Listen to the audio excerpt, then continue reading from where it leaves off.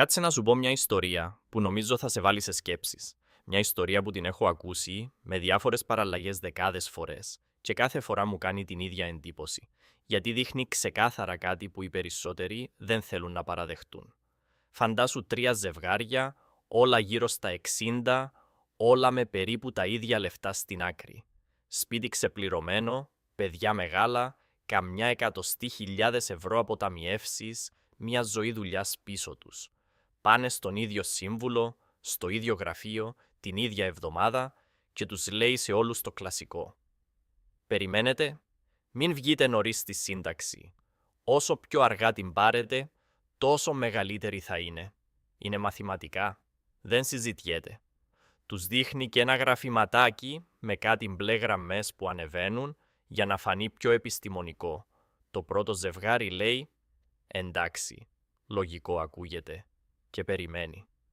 Δεν ρωτάνε τίποτα παραπάνω. Ο σύμβουλος είπε «Οι άνθρωποι ξέρουν, σπουδές κάνανε, ας τους εμπιστευτούμε». Το δεύτερο ρωτάει κάτι απλό, αλλά τόσο απλό που ξενίζει. «Και αν δεν φτάσουμε εκεί?» Σιωπή στο γραφείο. Ο σύμβουλος ψαχουλεύει τα χαρτιά του. Δεν είχε προετοιμαστεί για αυτή την ερώτηση. Το τρίτο ρωτάει κάτι ακόμα πιο απλό, ακόμα πιο χωμάτινο. «Και τι θα τρώμε στο μεταξύ? Πώς θα πληρώνουμε το ρεύμα? Πώς θα πάμε για ψώνια? Πώς θα ζούμε αυτά τα 8 χρόνια που μας λες να περιμένουμε?» Καμία απάντηση. Γιατί η συμβουλή ήταν θεωρητική και η ζωή δεν είναι θεωρία. Πέρασαν 10 χρόνια. Το πρώτο ζευγάρι δούλευε μέχρι τα 68, γιατί δεν είχε άλλη επιλογή. Έπρεπε να πληρώνουν τα έξοδά τους από κάπου, και αφού η σύνταξη δεν είχε ακόμα μπει, έβαζαν πλάτη στο γραφείο. Πήρε στο τέλος τη μεγάλη σύνταξη. Και μετά ο ένας από τους δύο έφυγε στα 74. Τέλος. 6 χρόνια καλό τσεκ. Και αντίο. Πέρασαν τα πιο γερά τους χρόνια στο γραφείο, ξυπνώντας στις 6 το πρωί, για ένα τσεκ που το πρόλαβαν λίγα χρόνια. Η γυναίκα του τώρα ζει με μία σύνταξη, αυτή με τη μεγαλύτερη, και κοιτάει φωτογραφίες από ταξίδια που δεν έκαναν ποτέ. Το δεύτερο ζευγάρι την πήρε νωρίς, στα 62, και αυτά τα λεφτά τα χρησιμοποίησαν για να μην αγγίξουν τις αποταμιεύσεις τους όταν το χρηματιστήριο ήταν χάλια. Δηλαδή, ενώ οι άλλοι έτρεχαν να ρευστοποιήσουν για να ζήσουν, αυτοί άφησαν τα λεφτά τους στην ησυχία τους να ξανανεύουν. Σήμερα έχουν περισσότερα λεφτά από το πρώτο ζευγάρι. Διάβασε το αυτό 2 φορές. Πήραν λιγότερη σύνταξη και έχουν περισσότερα. Και πέρασαν τα 60 τους κάνοντας ταξίδια, βλέποντας τα εγγόνια να μεγαλώνουν, πηγαίνοντας στο χωριό κάθε καλοκαίρι, ζώντας. Όχι περιμένοντας τη ζωή να αρχίσει στα 70. Το τρίτο ζευγάρι έκανε κάτι πιο έξυπνο, κάτι που ελάχιστοι σκέφτονται. Η γυναίκα την πήρε νωρίς, ο άντρας περίμενε. Εκείνη έπαιρνε τη μικρή της σύνταξη και κάλυπτε τα έξοδα του σπιτιού, εκείνος άφησε τη δική του να μεγαλώσει στην πορεία. Όταν ο άντρας έφυγε, εκείνη πήρε τη δική του τη μεγάλη σύνταξη ως χειρία και ζει άνετα 10 χρόνια τώρα. Παίρνει σήμερα έναν ποσό μεγαλύτερο από αυτόν που θα έπαιρνε αν είχαν περιμένει και οι δύο. Σκέψου το. Ο ένας τους πρόλαβε να ζήσει, ο άλλος άφησε πίσω του ένα μαξιλάρι. Στρατηγική. Λοιπόν, ερώτηση. Γιατί όλοι οι θαντζανιάδικοι στην τηλεόραση και στο YouTube σου λένε «Περίμενε», όταν στην πραγματικότητα οι περισσότεροι άνθρωποι δεν περιμένουν. Είναι χαζοί όλοι αυτοί. Αυτοί οι εκατομμύρια άνθρωποι που βγαίνουν νωρίς δεν ξέρουν να μετρήσουν. Έχουν όλοι τους γράμματα του δημοτικού και δεν τα κατάφεραν με τα μαθηματικά. Ή μήπως απλά η συμβουλή που σου δίνουν είναι σωστή μόνο σε ένα σενάριο και αυτό το σενάριο είναι θα ζήσεις μέχρι τα 95 και θα είσαι και υγιής και θα έχεις τα νεύρα σου ακέραια και η αγορά θα συμπεριφέρεται κόσμια. Πόσο πιθανό σου ακούγεται όλο αυτό μαζί?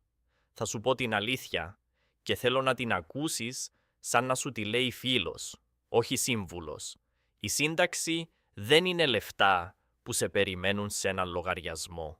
Δεν είναι αποταμίευση, δεν είναι κουμπαράς, δεν υπάρχει κάπου έναν ντοσιέ με το όνομά σου που που γεμίζει χαρτονομίσματα όσων περιμένεις.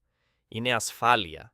Είναι το δίχτυ που σε πιάνει αν ζήσεις πολύ και τελειώσουν τα δικά σου. Τίποτα παραπάνω. Τίποτα παρακάτω.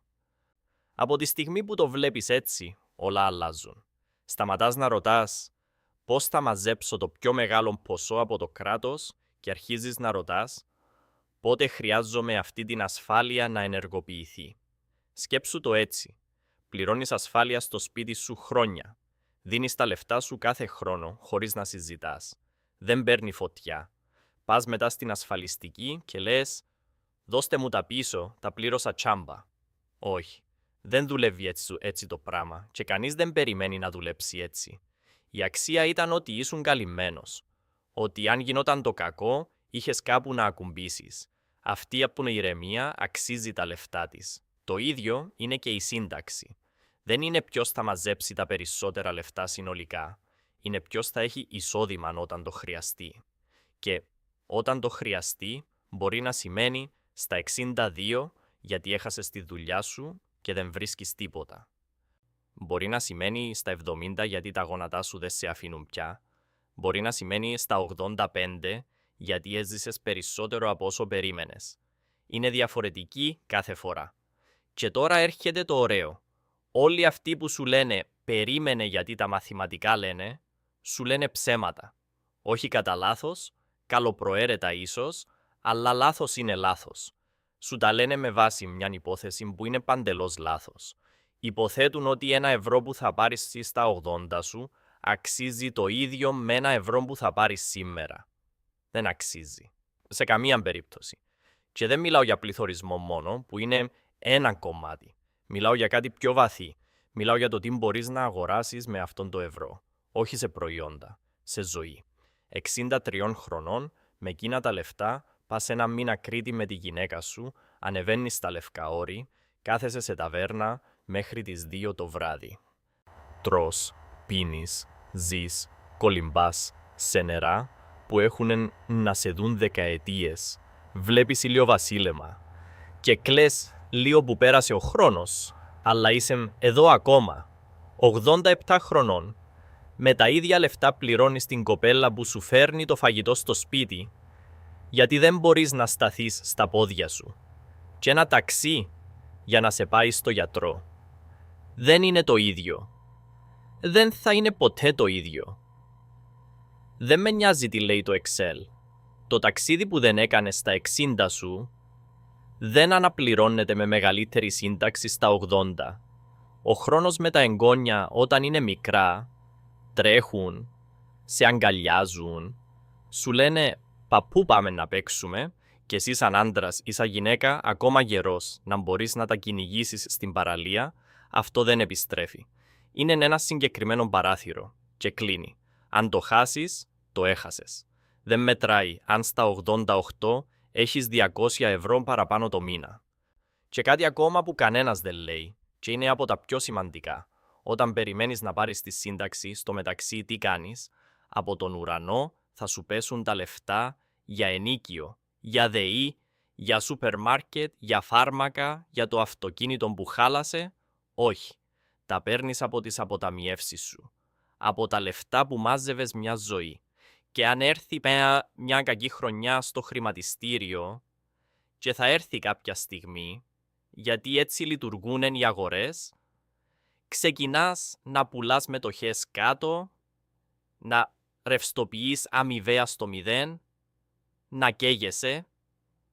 Αυτό είναι το χειρότερο που μπορεί να σου συμβεί στην αρχή της σύνταξης και στο κεφάλαιο τη στιγμή που δεν πρέπει. Πουλάς φθηνά αυτά που αγόρασες ακριβά για να φας. Και αυτές οι μετοχές δεν ξανάρχονται. Αν ανέβει η αγορά μετά, θα ανέβει χωρίς εσένα, γιατί δεν θα έχεις τίποτα μέσα. Αν είχες πάρει τη σύνταξη νωρίς, θα είχες ένα μαξιλάρι. Θα τραβούσες λιγότερα από τις αποταμιεύσεις, ίσως και τα μισά, θα άφηνες τα λεφτά σου να αναπνεύσουν, να ξανανεύει η αγορά και θα ήσουν πιο ασφαλής, όχι λιγότερο. Είναι αυτό που λένε οι ειδικοί κίνδυνος ακολουθίας αποδόσεων και είναι ο σιωπηλός δολοφόνος των συντάξεων. Οι πρώτες χρονιές μετράνε 10 φορές περισσότερο από τις τελευταίες. Αν τα παρατήσεις στην αρχή, δεν ξανασηκώνεσαι. Είναι τρελό αυτό. Περιμένεις για να είσαι πιο ασφαλής αργότερα και στο μεταξύ τεινάζεις τις αποταμιεύσεις σου στον αέρα. Βελτιστοποιείς το λάθος πράγμα, κερδίζεις τη μάχη και χάνεις τον πόλεμο. Και άσε το ψυχολογικό, που είναι ίσως το πιο σημαντικό κομμάτι όλης της ιστορίας. Έχω δει άνθρωπο με 300.000 στην άκρη να αμφιβάλλει αν θα βγάλει τη γυναίκα του μια κυριακάτικη μεσημεριανή. Σοβαρά τώρα. Άνθρωπος που δεν θα τα τελειώσει αυτά τα λεφτά ούτε αν ζήσει 100 χρόνια και κάθεται και υπολογίζει αν θα παραγγείλει το δεύτερο πιάτο. Γιατί? Γιατί όταν βλέπεις το λογαριασμό να κατεβαίνει, σε πιάνει κάτι. Σαν να τρως το θεμέλιο του σπιτιού σου. Σαν να ξεριζώνεις κάτι. Δεν είναι λογικό, αλλά είναι αληθινό. Και συμβαίνει σε όλους. Η σύνταξη όμως είναι διαφορετική. Έρχεται κάθε μήνα. Σταθερά, χωρίς να την σκέφτεσαι. Δεν την σκέφτεσαι, την ξοδεύεις. Δεν νιώθεις ότι αδειάζεις κάτι. Νιώθεις ότι γεμίζει κάτι. Αυτή είναι η διαφορά. Και είναι τεράστια. Οι μελέτες το δείχνουν ξεκάθαρα. Οι άνθρωποι ξοδεύουν περίπου το 80% από τη σύνταξη και μόλις το 50% από τις αποταμιεύσεις τους. Ίδια λεφτά, διαφορετική αίσθηση. Με τη σύνταξη ζεις. Με τις αποταμιεύσεις φοβάσαι. Τώρα, αν είσαι παντρεμένος, η ιστορία αλλάζει εντελώς. Δεν έχεις δύο αποφάσεις. Μία έχεις. Δεν είναι εγώ θα κάνω αυτό και εσύ θα κάνεις εκείνο. Είναι εμείς, σαν ζευγάρι, σαν σύστημα, τι θα κάνουμε. Συνήθως ο ένας έχει μεγαλύτερη σύνταξη από τον άλλο. Αυτός που δούλεψε περισσότερα χρόνια ή με μεγαλύτερο μισθό ή στο δημόσιο. Το έξυπνο είναι. Ο μικρός να την πάρει νωρίς, ο μεγάλος να περιμένει. Έτσι έχεις εισόδημα τώρα να ζήσεις και κρατάς τη μεγάλη σύνταξη να μεγαλώσει για τη χειρία αύριο. Γιατί όταν φύγει ο ένας και κάποια στιγμή θα φύγει ο ένας πρώτος, ο άλλος μένει με τη μεγαλύτερη. Αυτή είναι η σύνταξη που θα κρατήσει την επόμενη δεκαετία ή και 2. Αυτή είναι που πρέπει να μεγιστοποιήσεις. Όχι το ποιος θα μαζέψει το πιο μεγάλο τσεκ τώρα, αλλά ποιο θα είναι το τσεκ που θα μείνει στο τέλος. Ακούστε, δεν σας λέω βγείτε αύριο και πάρτε τη σύνταξη. Δεν είμαι εδώ να σας πω κάντε αυτό, γιατί δεν ξέρω τη ζωή σας. Σας λέω ότι αυτό το περίμενε γιατί έτσι, που σας πετάνε στα μούτρα όλοι, είναι μια συμβουλή φτιαγμένη για ένα σενάριο. Το σενάριο όπου ζεις μέχρι τα 90 και η αγορά είναι καλή και είσαι υγιής και έχεις λεφτά να περιμένεις και τίποτα δεν σου τυχαίνει. Πόσοι άνθρωποι ζουν αυτό το σενάριο? Λίγοι. Πάρα πολύ λίγοι. Η ζωή δεν είναι σενάριο. Είναι ένα παιχνίδι και το παίζεις μία φορά. Δεν παίρνεις δεύτερη ευκαιρία. Δεν παίζεις 10 ζωές για να σου βγει ο μέσος όρος. Παίζεις τη μία τη δική σου, με τα δικά σου χρόνια και τα δικά σου παιδιά και τη δική σου υγεία. Και αν χάσεις, χάνεις τα αλήθεια. Αν χρειάζεσαι τη σύνταξη στα 62 για να ζήσεις, πάρτι. Χωρίς δεύτερη σκέψη, χωρίς ενοχές. Μη σε ρίξεις εντροπή, κανέναν μπλόκερ με Excel που δεν ξέρει το όνομά σου, δεν ξέρει την υγεία σου, δεν ξέρει τι έχεις περάσει. Δεν έχει αρετή το να καταλήγεις φτωχός για να βγουν τα μαθηματικά. Κανένας δεν θα έρθει στην κηδεία σου να σου πει «Μπράβο, βελτιστοποίησες σωστά». Αν είσαι παντρεμένος, καθίστε οι δύο σας ένα απόγευμα με ένα καφέ, χωρίς τηλεόραση, χωρίς κινητά και δείτε ποιανού η σύνταξη είναι μεγαλύτερη και παίξτε στρατηγικά. Όχι ο καθένας μόνος του, μαζί, σαν ομάδα. Έτσι κερδίζετε. Και αν είσαι από αυτούς που θα μαζέψουν τα λεφτά και δεν θα τα ξοδέψουν ποτέ, που θα πεθάνουν με τις αποταμιεύσεις άθικτες και τα παιδιά να μοιράζονται κάτι που εσύ δεν αξιοποίησες ποτέ, τότε ίσως αυτή η σταθερή σύνταξη να είναι το κλειδί που θα σε αφήσει επιτέλους να ζήσεις τη ζωή που έχτισες τόσα χρόνια. Επιτέλους να πεις ναι σε ένα ταξίδι. Επιτέλους να πας σε ένα καλό εστιατόριο χωρίς να κοιτάς τις τιμές. Επιτέλους να ζήσεις. Στο τέλος της μέρας, η σύνταξή σου Δεν είναι μαθηματικό πρόβλημα. Δεν είναι Excel, δεν είναι γράφημα, δεν είναι σπορ, να βρεις ποιος μάζεψε τα περισσότερα. Είναι η ζωή σου. Και η ζωή σου δεν χωράει σε καμία φόρμουλα.